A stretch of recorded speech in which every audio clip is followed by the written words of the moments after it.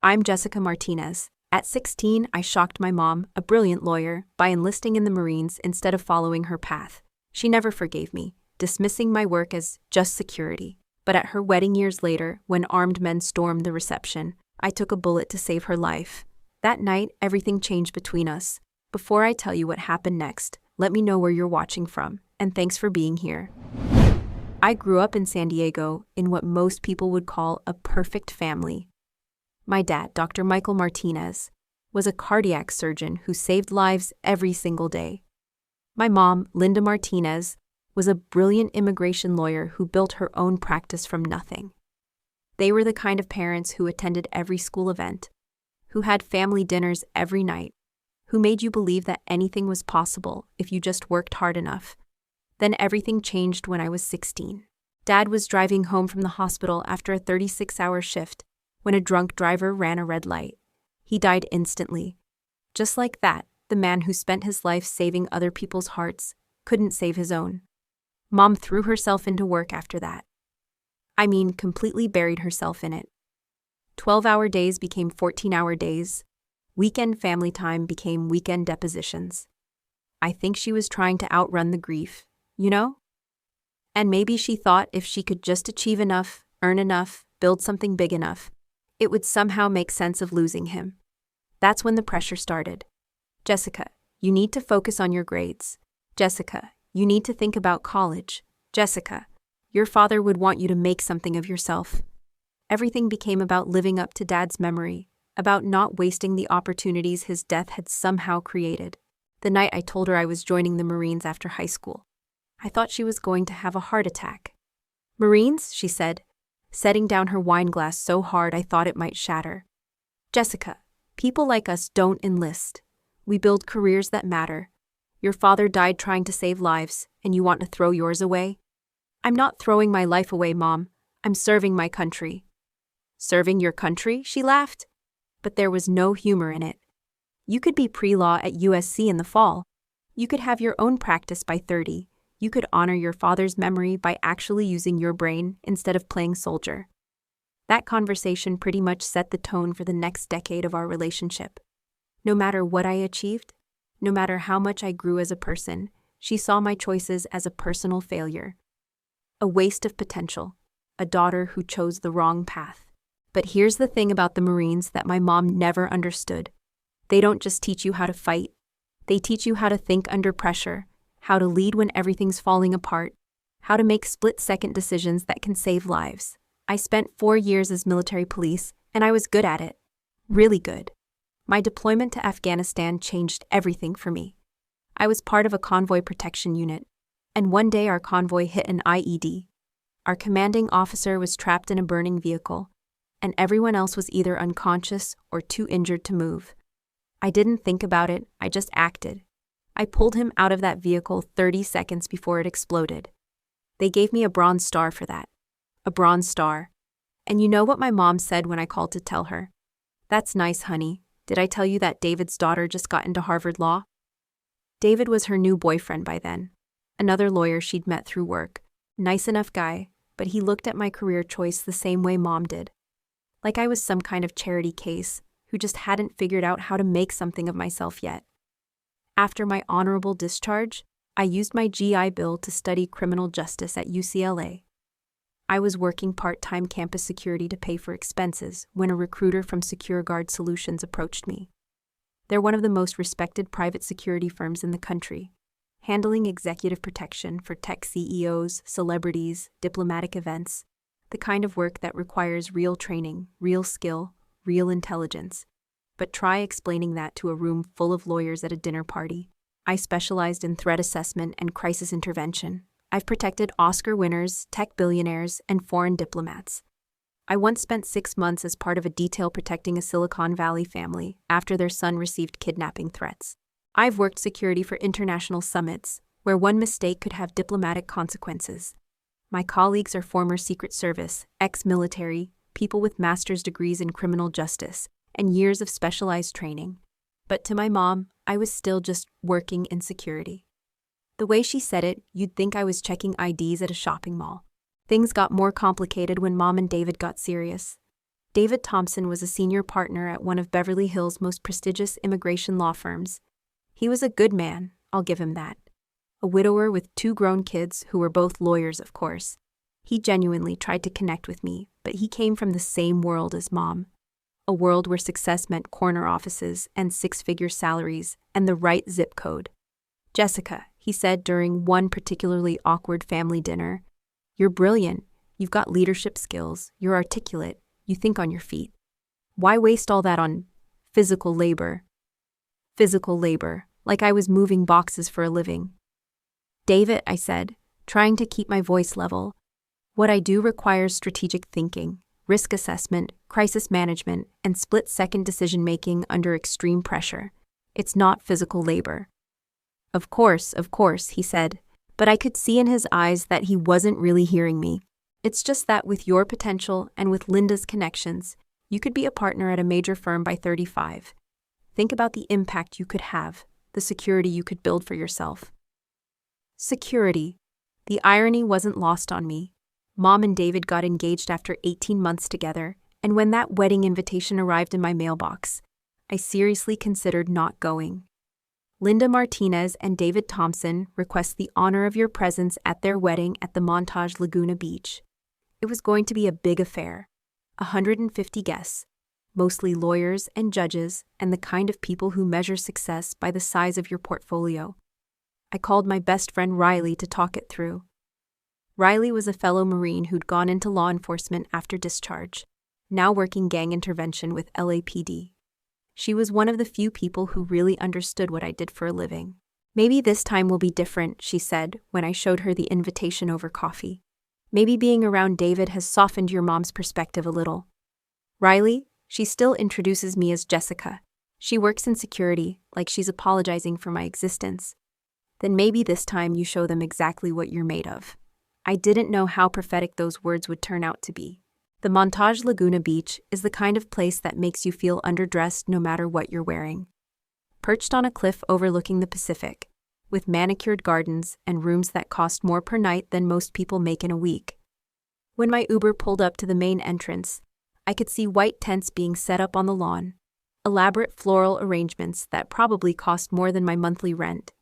The lobby was already buzzing with wedding guests checking in. I recognized the type immediately.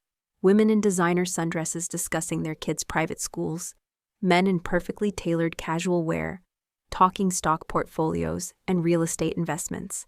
I felt like an imposter, even though I'd spent hours choosing my outfit and getting ready. "Jessica," Mom's voice carried across the lobby. She approached with David, both of them looking like they'd stepped out of a luxury lifestyle magazine. "You made it. This is wonderful." Her hug was brief, distracted. There were more important guests arriving behind me. "The rehearsal dinner is at 6, she said, already looking past me toward a group of people I assumed were David's law partners. "Just make yourself comfortable until then." And that was it. 30 seconds of attention before she moved on to greet a superior court judge and his wife.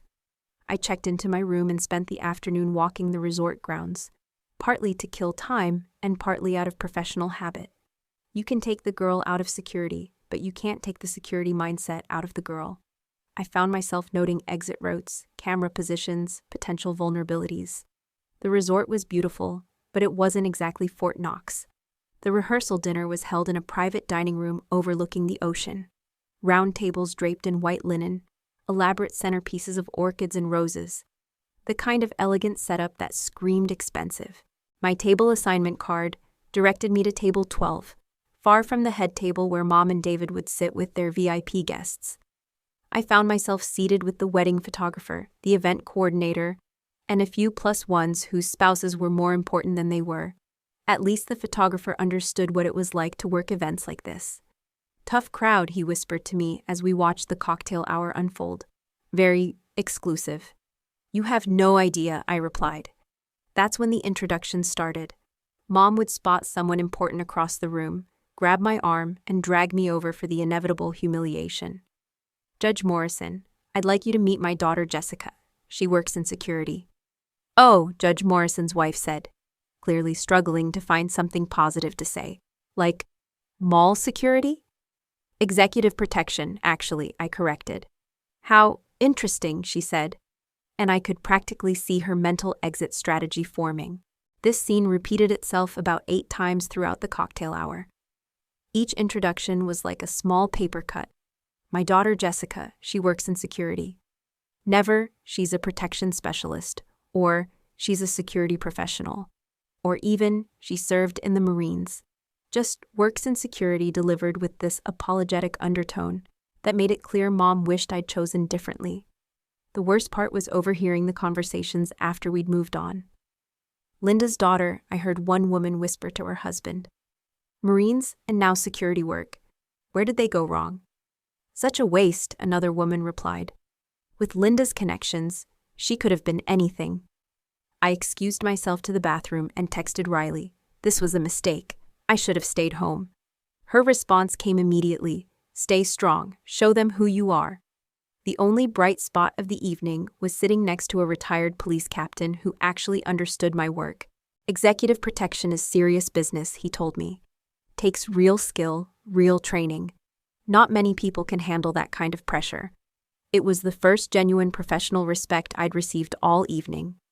During David's speech, he talked about blended families and second chances. He mentioned his 2 kids by name, talked about how proud he was of their achievements. When he got to me, I was Linda's daughter Jessica, who's finding her own path. Finding her own path. Like I was still a teenager trying to figure out what I wanted to be when I grew up. I spent that night walking the beach, seriously considering leaving before the wedding. The temptation was real. Why subject myself to another day of being treated like the family disappointment? But something kept me there. Maybe it was stubborn pride. Maybe it was the tiny hope that things might be different. Maybe it was the professional in me that had noticed the resort's security vulnerabilities and felt uneasy about leaving Mom unprotected, even if she didn't value my protection. The wedding day dawned clear and beautiful. The ceremony was scheduled for 4 in the afternoon, with cocktails and reception to follow. I spent the morning avoiding the wedding party, opting instead for room service and some quiet time to mentally prepare for another round of humiliating introductions. By 3:30, guests were gathering in the garden where rows of white chairs faced an elaborate floral arch overlooking the ocean. I slipped into a seat in the back row, hoping to stay invisible. That's when my training kicked in, and everything changed. Working in executive protection teaches you to spot patterns, to notice things that don't quite fit.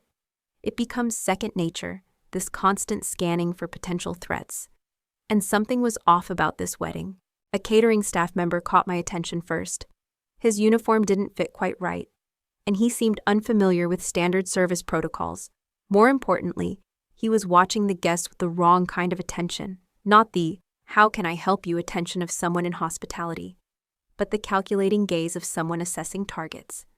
I watched him speak briefly with 2 other staff members, and they all had the same alertness about them. The same way of scanning the crowd that I recognized from my own training. But they weren't looking for threats to neutralize. They were looking for opportunities to exploit. I tried to dismiss my concerns at first. Professional hazard, right? When you're trained to see danger, sometimes you see it where it doesn't exist.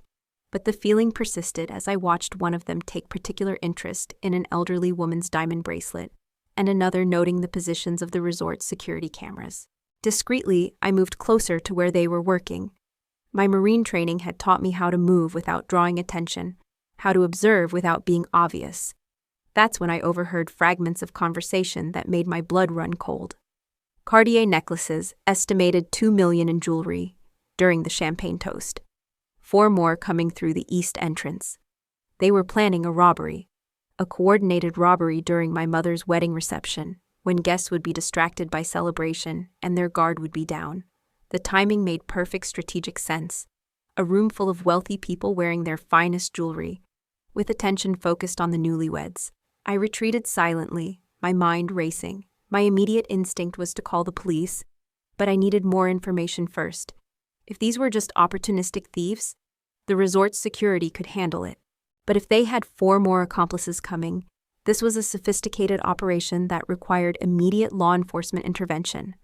Finding a quiet alcove, I called 911 and identified myself as a security professional. I explained what I'd observed and my concerns about a credible threat to the wedding guests. The dispatcher assured me they'd send officers to investigate discreetly, but it would take at least 25 minutes for them to arrive at the remote resort location. 25 minutes. In executive protection, 25 minutes might as well be 25 hours. Next, I found the resort's security office and spoke with the head of security, a former sheriff's deputy named Mike. I showed him my credentials and explained the situation. "We can't disrupt the ceremony based on overheard conversations," he said, after listening to my assessment, "but I'll position additional personnel around the perimeter and alert staff to be vigilant." "The police are en route," I told him, "but they won't arrive for at least 20 minutes. I suggest you position your team at all exits and have them watch for anyone matching the descriptions I provided." Mike nodded, impressed by my professional approach. "You carrying?" "No," I replied. "I'm a guest at the wedding." "We've got 2 armed guards positioned at the gift table," he noted, checking his clipboard. "High-value items there." The threat I overheard suggested 6 to 8 perpetrators total, I warned. "This isn't a grab-and-run operation. They're planning something coordinated." As Mike mobilized his team via radio, I returned to the ceremony, which was now beginning. The music played softly, guests were seated, and the wedding party began their procession down the aisle. I slipped into my seat at the very back, my attention split between the beautiful ceremony unfolding and scanning the perimeter for suspicious activity. Watching my mom walk down the aisle toward David, seeing the genuine joy on both their faces, I felt a complex mix of emotions. Despite everything, despite years of feeling like a disappointment, this was still my mother's wedding day. She deserved to be happy. She deserved to be safe. That's when I spotted 2 more suspects positioning themselves near the bar setup for the reception. They moved with the same deliberate casualness that had first caught my attention. I discreetly texted Mike with their locations and descriptions. The officiant was just pronouncing Mom and David husband and wife, when I noticed another suspicious individual near the catering station. This one clearly carrying a concealed weapon under his jacket. My heart rate spiked as I typed another alert to Mike. As guests applauded the newly married couple, I realized with growing alarm that the police still hadn't arrived, and the situation was escalating faster than anticipated. The robbery wasn't planned for later during the reception. They were positioning themselves now, ready to make their move during the transition from ceremony to cocktail hour, when people would be distracted and moving around. I had seconds to decide my next move. I could warn Mom and David directly, but that might cause a panic that could provoke the armed suspects into violence. Or I could continue monitoring while waiting for backup that might not arrive in time. Years of training had prepared me for exactly this kind of decision. In executive protection, you learn that sometimes you have to act on incomplete information because waiting for perfect intel can cost lives. The ceremony was ending, guests were standing and beginning to move toward the cocktail area, and I could see the suspects moving into their final positions. The transition from ceremony to reception should have been a moment of celebration. Servers appeared with trays of champagne, guests formed a receiving line to congratulate the couple, and the string quartet began playing something light and festive. But I was watching a coordinated criminal operation unfold in real time. The lights flickered briefly, an intentional disruption that I recognized as a signal. In that moment of confusion, everything went to hell. "Nobody move," a voice shouted. "This is a robbery." 6 men simultaneously revealed weapons, positioned strategically around the reception area to control all exits and maximize their view of the guests. The lead gunman, the one I'd first noticed during the ceremony, fired a shot into the air. The sound was deafening in the open space. Guests screamed, some dropping to the ground, others freezing in terror. An elderly woman near me began hyperventilating, and her husband was trying to help her sit down. "Jewelry, watches, wallets, now," the lead gunman commanded. "Cooperate and nobody gets hurt." Chaos erupted. Some guests were crying, others were frantically removing jewelry with shaking hands. I could see David trying to shield Mom, both of them looking terrified and confused. This was it. This was the moment when all my training, all my experience, all the skills that Mom had dismissed as worthless for so many years, suddenly mattered more than anything else in the world. I immediately began a tactical assessment. 6 armed suspects, at least 150 hostages, minimal security backup, police still minutes away. The suspects were professionals. They'd positioned themselves to control the crowd while maintaining escape routes. But then I saw something that made my blood freeze. The lead gunman was walking directly toward the head table where Mom and David were standing. His weapon was raised, pointed right at my mother. "You first, lady lawyer," he said, his voice carrying clearly across the terrified crowd. "That necklace looks expensive." Mom was wearing the diamond necklace David had given her as a wedding gift. Her hands were shaking as she reached for the clasp, but her fingers couldn't work it properly. She was terrified, frozen. "Hurry up," the gunman snapped, stepping closer and pressing the barrel of his gun toward her chest. That's when something inside me snapped. I've been trained to assess risks, to weigh options, to think strategically even under pressure. But watching a gun pointed at my mother's heart, all that training crystallized into one simple fact. I was not going to let this happen. "Leave her alone," I shouted, rising from my position and moving toward them. The gunman turned toward me, swinging his weapon in my direction. "Get back down, or I'll—" "Don't hurt my daughter," Mom's voice cut through the air. In that moment, seeing me in danger, her motherly instincts overcame her terror. She stepped forward directly into the line of fire. "Mom, no!" I lunged toward her just as the gunman pulled the trigger. The bullet that was meant for me hit my shoulder instead, spinning me around and sending fire through my entire arm. But the adrenaline and years of combat training kept me moving. Even as I felt the warm blood spreading across my dress, I used the gunman's momentary surprise to my advantage. In one fluid motion, I grabbed his weapon arm, used his own momentum against him, and executed a disarming technique I'd learned in the Marines. The gun clattered across the floor as I struck a precise blow to his solar plexus, dropping him to his knees. "Mike, now!" I shouted to the security team, my voice somehow staying strong despite the pain radiating from my shoulder. The resort security team, who had been waiting for my signal, emerged from their positions. The sight of their leader being taken down by a bleeding wedding guest seemed to break the other suspects' confidence, but one of them wasn't giving up easily. As the security team moved in, I saw another gunman grabbing an elderly guest as a human shield and backing toward the kitchen exit. "I'm going after him," I told Mike, pressing my hand against my bleeding shoulder. "You're hit. You need medical attention." "I'm not letting them escape," I said, and I meant it. This was my mother's wedding. These were her guests. This was my job, injured or not. I followed the suspect through the kitchen area, my Marine training kicking in despite the pain. The adrenaline was keeping me functional, but I could feel myself getting weaker from blood loss. I found them in the loading dock area. The suspect had his gun pressed against the temple of a terrified elderly man who looked like he might have a heart attack at any moment. "Back off or I'll kill him," the suspect shouted when he saw me. "It's over," I said, keeping my voice calm and authoritative despite the pain. "Police have the building surrounded. Your team is down. You're making this worse for yourself." I said back off. "You pull that trigger. This goes from armed robbery to murder in the first degree," I continued, slowly positioning myself for an intervention. "Right now, with good behavior, you might see daylight again someday." I could see the calculation in his eyes, the fear starting to overcome the desperation. My shoulder was throbbing, and I could feel blood running down my arm, but I kept talking. "Put down the weapon and let him go. You're done here."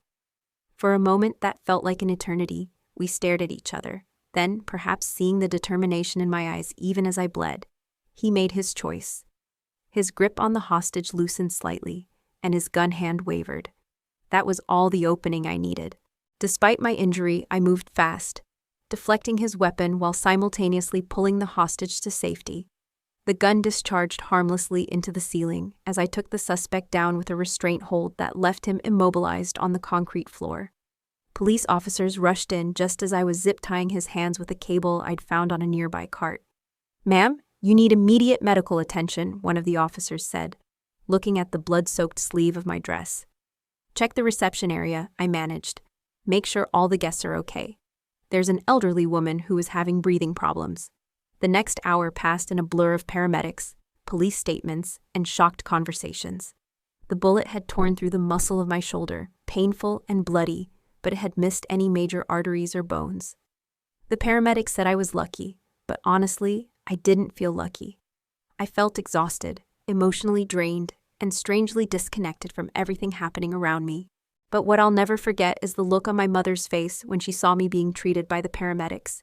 She was still in her wedding dress, but it was stained with my blood from when she'd held me right after I was shot. Her hair, which had been perfect for the ceremony, was disheveled. Her makeup was smeared from crying. She looked like she'd aged 10 years in the span of an hour. "Jessica," she said, her voice breaking as she approached the ambulance where I was being treated. "Oh my God, Jessica, you saved my life." "Are you hurt?" I asked, which was probably a stupid question given that I was the one bleeding, but I needed to know she was okay. "Am I hurt?" She laughed, but it came out more like a sob. "Honey, you took a bullet for me. You took a bullet that was meant for me." David appeared beside her, looking shell-shocked. "The police said you prevented a massacre," he told me. "They said if you hadn't identified the threat when you did, if you hadn't acted when you did." He couldn't finish the sentence. "Jessica," Mom said, taking my uninjured hand.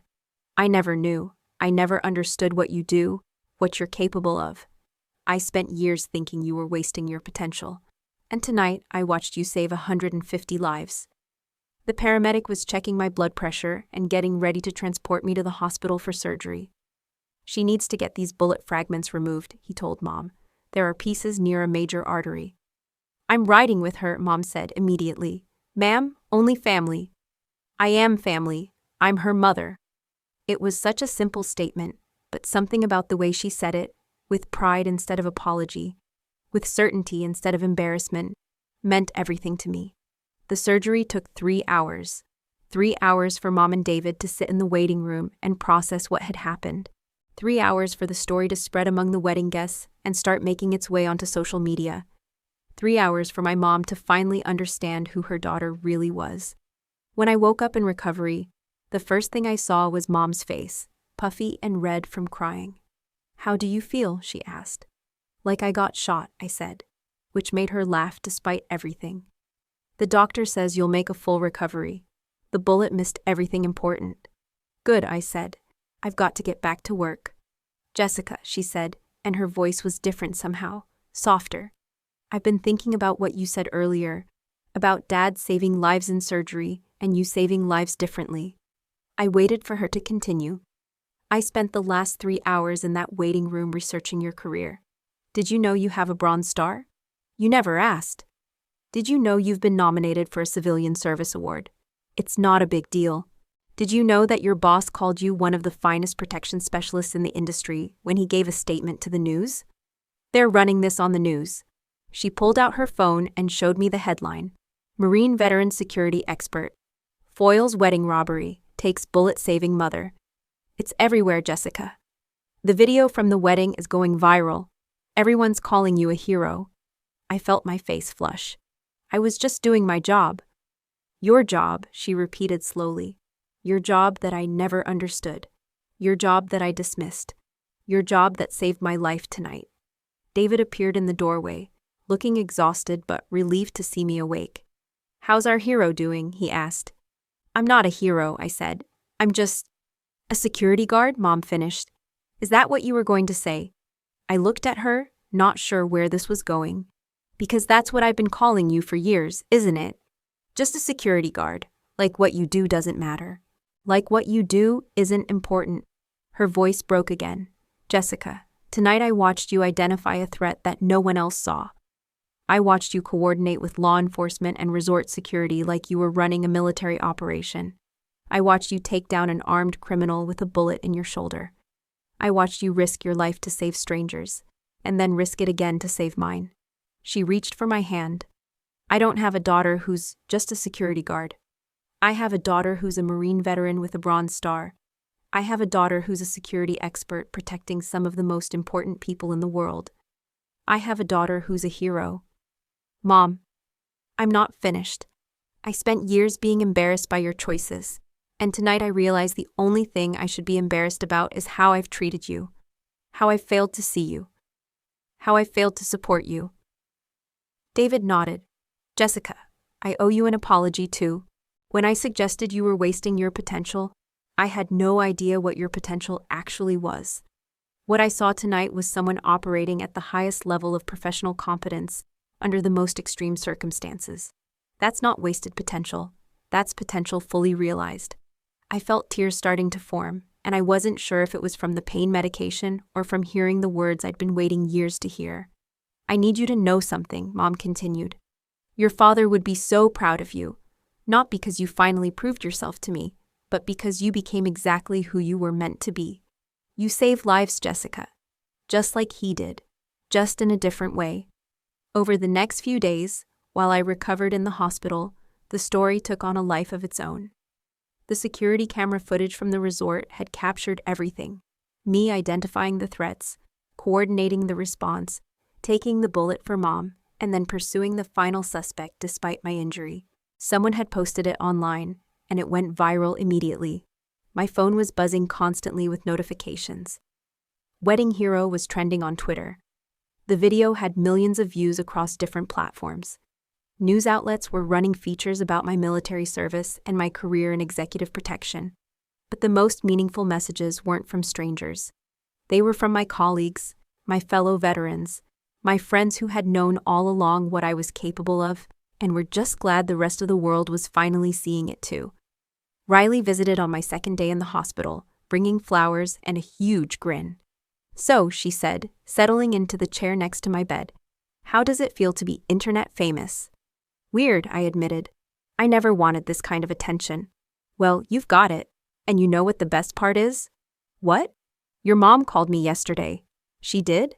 She wanted to know about your Marine service, what you did overseas, what the Bronze Star was for. She said she realized she's never really listened when you tried to tell her about your work. Riley pulled out her phone and showed me a Facebook post my mom had made. It was a picture of me in my Marine dress uniform, standing next to a photo from my college graduation, and then a professional headshot from SecureGuard's website. The caption read, I need to tell you all about my daughter Jessica. For years, I introduced her as someone who works in security, like I was apologizing for her choices. Last night, she saved my life and the lives of 150 wedding guests. She's a Marine veteran with a Bronze Star, a security expert who protects celebrities and executives, and the bravest person I know. I'm done apologizing for her choices. From now on, I'm bragging about them. It had over 1,000 likes and hundreds of comments from friends and colleagues congratulating her on raising such an incredible daughter. She's sharing it everywhere, Riley said. I think she's trying to make up for lost time. The conversation that really changed everything happened on my last day in the hospital. Mom came alone, carrying a folder thick with printed articles and documents. I brought you something, she said, settling into the chair beside my bed. She opened the folder and started pulling out papers. News articles about my military service, printouts of commendations from SecureGuard Solutions, articles from security industry publications that mention my work, photos from events I'd worked, standing beside celebrities and executives I'd protected. I spent the last 3 days learning about your career, she said. Really learning about it. Did you know you've protected tech billionaires who've received death threats? Did you know you've worked security for diplomatic summits? Did you know other security professionals consider you one of the rising stars in the industry?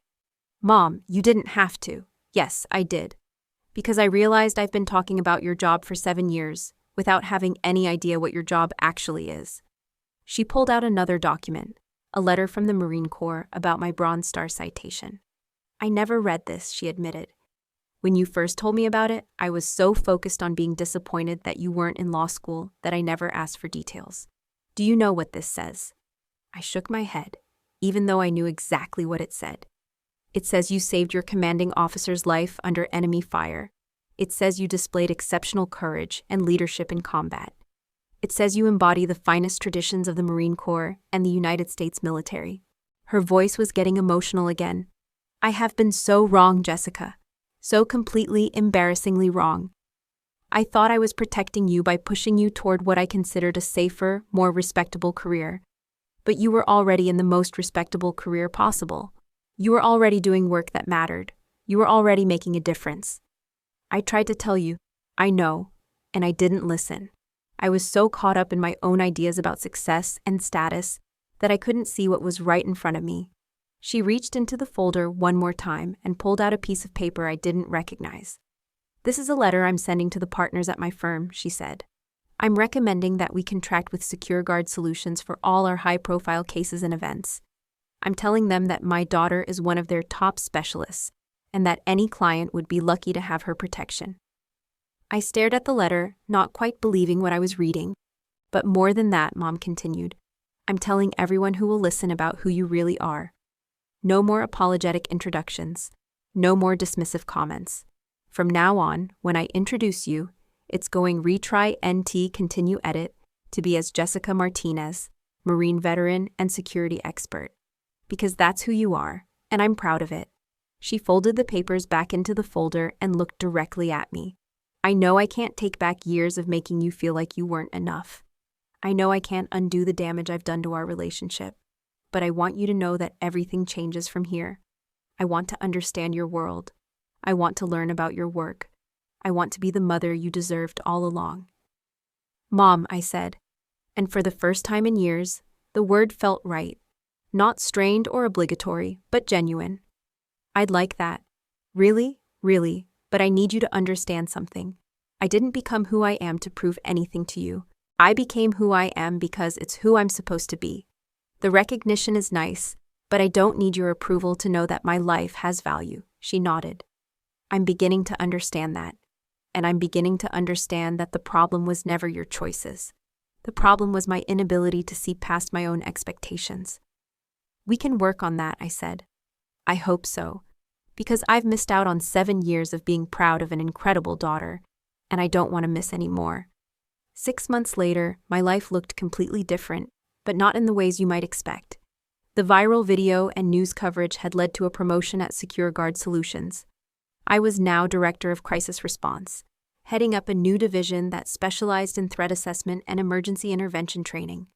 The pay bump was nice, but more importantly, I was doing work that challenged me and made a difference. The real change, though, was in my family relationships.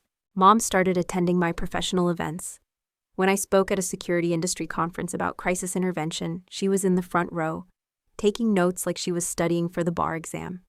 When I received a commendation from the California Association of Security Professionals, she brought David and insisted on taking about 100 photos. But it wasn't just about showing up. She genuinely wanted to understand my work. She asked questions about threat assessment protocols. She wanted to know about the psychology of crisis intervention. She even read books about military strategy so she could better understand my Marine background.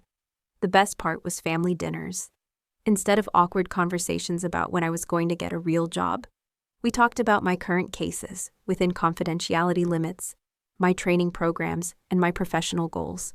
David started asking genuine questions about security consulting and even mentioned that his firm might need my expertise for some of their higher-profile immigration cases. But the moment that really showed me how much things had changed came at a charity gala Mom's firm was hosting. It was the kind of event I would have dreaded before. A room full of lawyers and judges and their spouses. Exactly the crowd that used to make me feel so out of place. This time was different. Judge Martinez, Mom said to a superior court judge she'd worked with for years, I'd like you to meet my daughter, Jessica Martinez. She's Director of Crisis Response at SecureGuard Solutions. SecureGuard, the judge said, his face lighting up with recognition. Aren't they the firm that handles security for all the major tech companies? Among others, I said. We do executive protection, event security, threat assessment. Fascinating work. My son-in-law is a tech executive, and he's always talking about the importance of good security. You must have some incredible stories. For the next 20 minutes, we had a genuine conversation about cybersecurity threats, executive protection protocols, and the intersection of law enforcement and private security. The judge was genuinely interested, asking thoughtful questions and sharing relevant experiences from his courtroom. As we talked, I caught Mom watching us with this expression I'd never seen before. Pride, yes, but also something deeper. Understanding, maybe, or just the simple joy of seeing her daughter valued for who she actually was. Later that evening, as the event was winding down, Mom found me near the bar. You know what I realized tonight, she said.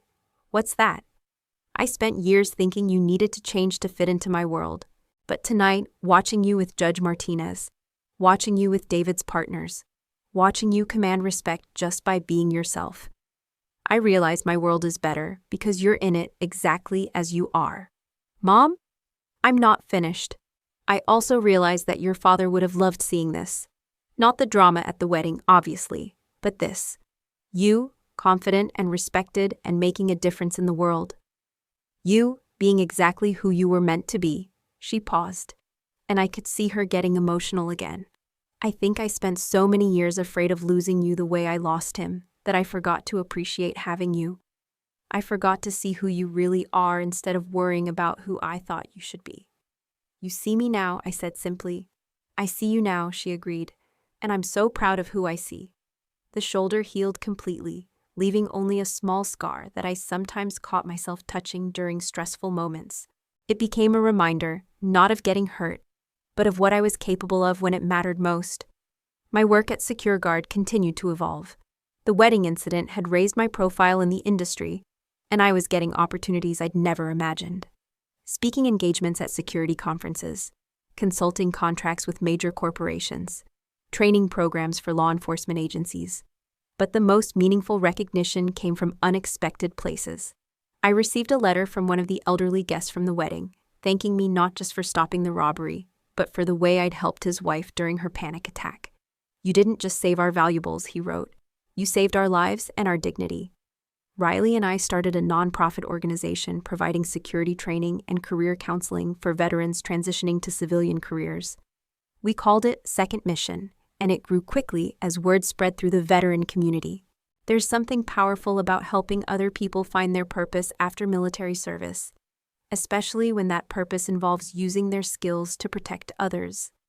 Mom became one of our biggest supporters, both financially and in terms of spreading the word through her professional network. She started connecting us with other veterans in the legal community, and several of her colleagues hired our graduates for security consulting work. The relationship between Mom and me wasn't perfect overnight. 7 years of misunderstanding doesn't disappear just because of one dramatic moment. But we were both committed to doing better, to really seeing each other instead of seeing our own expectations and disappointments. We started having regular coffee dates, just the two of us, where we talked about everything we'd missed over the years. She told me about the cases she was working on, the challenges of building her practice after Dad died, the loneliness she'd felt before meeting David. I told her about my military service, about the cases I'd worked at SecureGuard, about the satisfaction I found in protecting people who couldn't protect themselves. "You know what I've learned," she said during one of these conversations. "Success isn't about the career you choose. It's about whether you're making a difference and whether you're proud of the work you do. By that measure, you've been successful for years. I just couldn't see it." A year after the wedding, Mom and David invited me to renew their vows. The original wedding had been cut short by bullets and police statements, and they wanted to celebrate their marriage properly with the people they cared about most. This time, it was a small ceremony in Mom's garden, with maybe 30 guests. Close friends, family, colleagues who'd become friends over the years. The kind of intimate gathering where everyone there genuinely wanted to celebrate the couple's happiness. Mom asked me to do a reading during the ceremony, a poem about second chances and new beginnings. As I stood at the small podium they'd set up near the rose bushes, looking out at the faces of people who'd watched our family heal over the past year, I felt something I'd never experienced before: complete acceptance. "Before I read this poem," I said, "I want to say something to my mom and David. A year ago, at their first wedding, I learned something important about family. I learned that sometimes the people who love us the most struggle to see us clearly. Not because they don't care, but because they care so much they're afraid of making the wrong choice." I looked directly at Mom, who was already getting teary-eyed. I also learned that it's never too late to really see someone, to really understand them, to really appreciate who they are instead of who you think they should be. Mom, this past year has been a gift. Not just getting to know you better, but getting to watch you become the mother I always needed. Thank you for seeing me. Thank you for being proud of me. Thank you for letting me be exactly who I am. The reading went well, but the best part of the ceremony was afterward, during the reception, when Mom took the microphone for an impromptu speech. "Most of you know that our original wedding was eventful," she said, getting a few chuckles from the crowd. "But what some of you might not know is that it took a bullet for me to finally understand what an incredible daughter I have." She found me in the crowd and smiled. Jessica Martinez is a Marine veteran, a Bronze Star recipient, a security expert who protects some of the most important people in the world, and the bravest person I know. She's also my daughter, and I couldn't be more proud of her if I tried. The applause was genuine and warm, but what meant the most to me was the look on Mom's face. Pure pride, no reservations, no apologies. After the ceremony, as we were cleaning up, David pulled me aside. "You know," he said, "I've been thinking about something. When I first met you, I thought you were wasting your potential, but I had it backward." "How do you mean?" "I thought potential was about what you could become. But potential is about what you already are, deep down.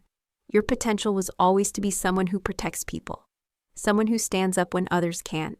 Someone who does the right thing even when it's dangerous. You didn't waste your potential. You fulfilled it." He paused, looking a little embarrassed. "I'm sorry it took me so long to see that. And I'm grateful that you were exactly who you are when it mattered most." These days, when people ask me about the wedding incident, about taking a bullet for my mom, about the viral video and all the attention that followed, I tell them the truth. The bullet was scary, and the media attention was overwhelming. But the real story is about what happened after. The real story is about a mother and daughter who learned to see each other clearly for the first time. It's about letting go of expectations that were never fair in the first place. It's about recognizing that there are many different ways to make a difference in the world, and all of them have value if they come from a genuine desire to help others. The real story is about family and forgiveness and the courage it takes to admit when you've been wrong about someone you love. I still work in executive protection. I still face down threats and coordinate security responses and put myself between danger and the people I'm paid to protect. But now I do it with the knowledge that my family understands why this work matters to me. Why it's not just a job, but a calling. I still have the scar on my shoulder from that bullet. Sometimes, during particularly stressful assignments, I catch myself touching it. But it doesn't remind me of getting hurt. It reminds me of the moment when everything changed, when my mother finally saw me for who I really was, when our family found its way back to each other. And honestly, that's worth more than any commendation or news coverage or viral video could ever be. So if you're watching this because you have a complicated relationship with your family, because someone you love doesn't understand your choices, because you feel like you're constantly having to prove your worth to people who should already see it, I want you to know that change is possible.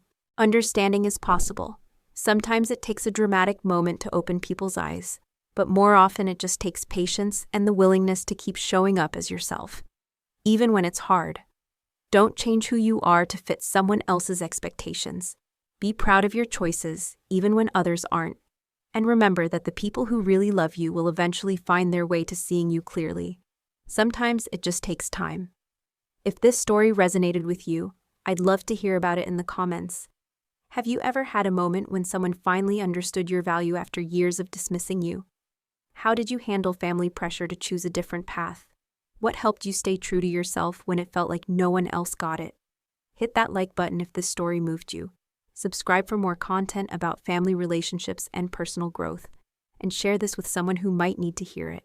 Because everyone deserves to be seen and valued for exactly who they are.